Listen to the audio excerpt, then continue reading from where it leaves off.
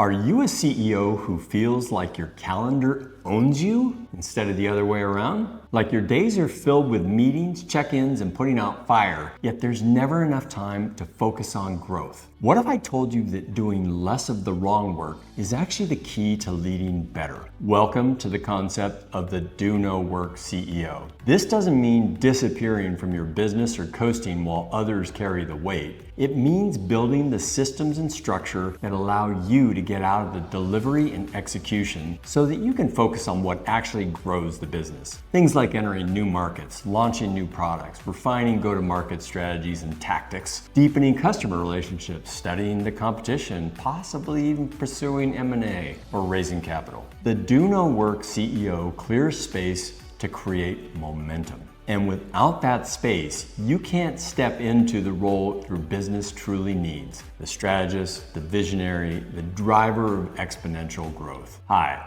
I'm RJ, the CEO coach, and I'm a 6-time venture and private equity-backed CEO. During my career, I was coach to great success, and now I coach other already successful CEOs to achieve even higher levels of success. The single biggest unlock I give CEOs is that I show them how to become a Do No Work CEO. This simple mindset transformed my own leadership and helped all of my companies grow faster and much bigger. Becoming a Do No Work CEO is the difference between incremental growth and transformational growth. And I don't know about you, but I'd rather grow 200% versus 20%. So I talk extensively about the Do No Work CEO mindset in the 30-day CEO playbook, but I'm gonna give you 3 super practical tips that will immediately increase your Do No Work CEO percentage. Number 1, mastering your calendar. Number 2, focusing your meeting or really compressing your meetings. And 3, simplifying the way that you do quarterly goal setting and reviews. But even implementing these 3 simple tricks starts with a mindset shift. If you've been stuck in the weeds for months or even years, it's easy to think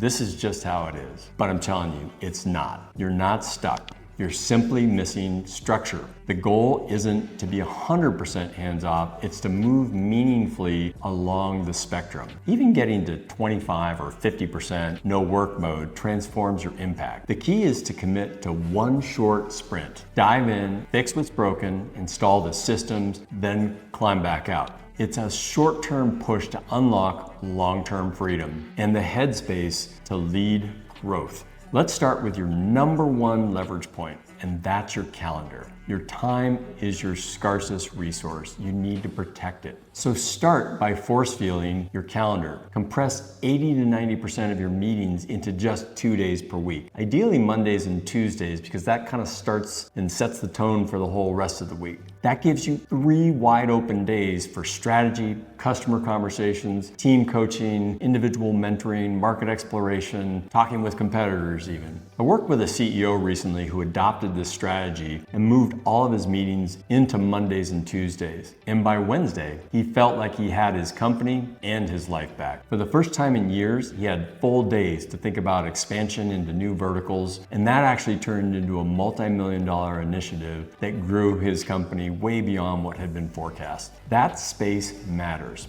This shift alone gives you the oxygen to work on the business and not just in it. Eliminate scattered meetings throughout the week. Say no to the usual default weekly one-on-ones. In fact, I don't even do one-on-ones anymore. I usually do 1-on-2s or 2-on-2s, where I pull executives together because you usually have to call another meeting just to sync up. For example, if you're working with your VP of marketing and then you meet with a one-on-one with your VP of sales, almost inevitably, you always have to have another meeting. Instead, move to short, structured check-ins in small groups or pairs, 15 to 30 minutes max. Build a culture where ending meetings early is the norm, not the exception. If there's nothing urgent to cover, cancel the meeting, or turn it into a 5-minute high five and move on. This isn't about being rigid, it's about being intentional. And when your team sees how much you value focus time, they'll start valuing it too. In my companies, we actually had a ritual at the end of every meeting. We celebrated how many minutes we were going to give back to each other. We'd literally celebrate by going, hey, I'm giving you 7 minutes back, or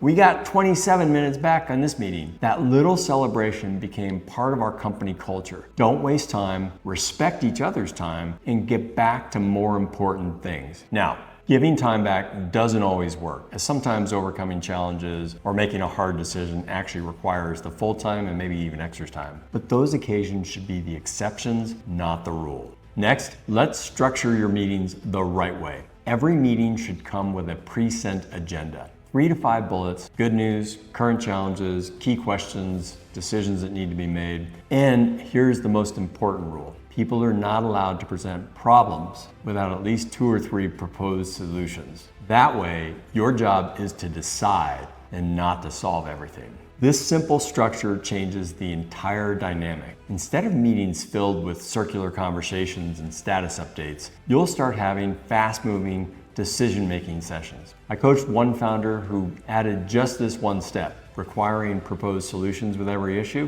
and it cut her weekly meeting load by 30%. Why? Because people started solving their own problems and only looped her in when it really counted.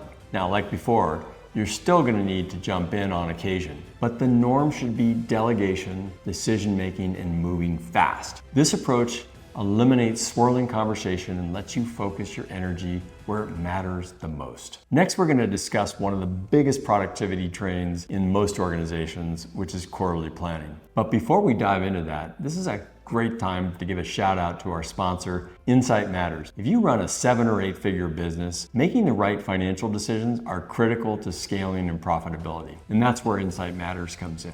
Their team of fractional CFOs, accountants, and controllers can not only make the numbers add up, but they can also help you chart a forecast for your future. So whether you're scaling fast, preparing for an exit, or just want better financial clarity, Insight Matters helps you grow smarter and more profitably. Check them out at financeinsightmatters.com or click the link down below and take control of your business finances today. Once again, huge thank you to Insight Matters for sponsoring this video. Now, let's talk about quarterly planning. Quarterly planning is critical to growing profitably, but it can also suck the lifeblood out of you, your management team, and your employees. If you're not careful, the planning process itself can inhibit growth by being overly burdensome. But the quarterly planning process doesn't have to be slow or painful, and it shouldn't sit entirely on your shoulders. Here's the method. You define the company's top priorities for the quarter, then ask each team leader, how will your team contribute to that? Let them pitch their 3 to 5 key objectives that roll up into your broader company objectives. You review them, you suggest edits, and then you approve. Now they own it, and that ownership is the beginning of accountability. Each objective gets a KPI or a clear success metric. It could be quantitative, like new customers added, MRR growth, or it could be qualitative, like improving internal communications or raising team satisfaction or client NPS scores. The key is that it's defined. At the end of the quarter, your team self-assesses their own performance. They fill in a simple spreadsheet or an application with each goal, the target outcome, and their own performance rating. For example, a percentage achievement on a KPI. You step in to review and calibrate, but you're not starting from scratch.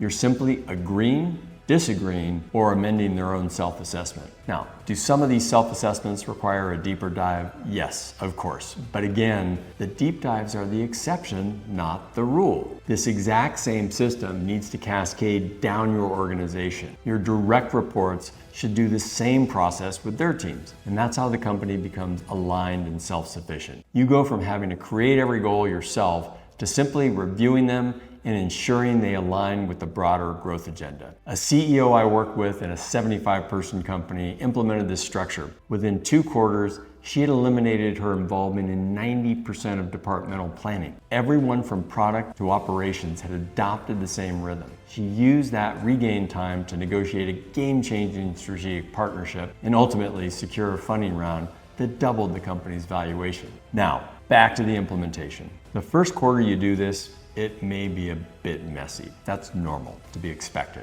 You'll be hands-on at first. You're gonna have to jump in, clarify goals, adjusting the formats, guiding your team on how to set meaningful, measurable outcomes. The second time, it gets a little less so, a little bit better. By the third quarter, you'll start seeing the power of this process. You'll see alignment, accountability, and autonomy. And more importantly, you'll have reclaimed your time. This process is about speed, which adds to your do no work CEO percentage. And that's time that you can reinvest back into your company. Again, things like identifying new revenue streams, strengthening customer retention, gathering competitive intelligence, hiring a key executive, preparing for a fundraising round, or even exploring strategic acquisitions. This is the true ROI of operating like a do no work CEO. You clear your plate, not to sit back, but to step into your highest value role. And here's the reminder most CEOs need to hear. Don't forget to actually be the CEO. That means more than just holding the title. It means showing up to lead. And that means something intangible like just simply standing up straight, pull your shoulders back, hold your chin high. Your team notices that simple body language. You've got the vision, the presence, and the experience. Now it's time to build the system that lets you stay focused on growth instead of being pulled back into delivery. And this applies whether you're leading a 10-person startup or a 1,000-person scale-up. The principles are the same. You need process, discipline, the courage to temporarily dive into the chaos, not to live there, but to build your way out of it. Because without a system, you'll always be essential to every decision. But with a system, you're essential only when it counts the most. So I have one last tip for how to make being a do-no-work CEO part of your daily routine. This is how you create real freedom. This is how you drive serious growth, and this is how you become a do-no-work CEO. If you want to accelerate your development as a do-no-work CEO, please watch the 30-Day CEO Playbook here on YouTube or visit www.the30dayceo.com. Okay, let's wrap this up. Here's the final play.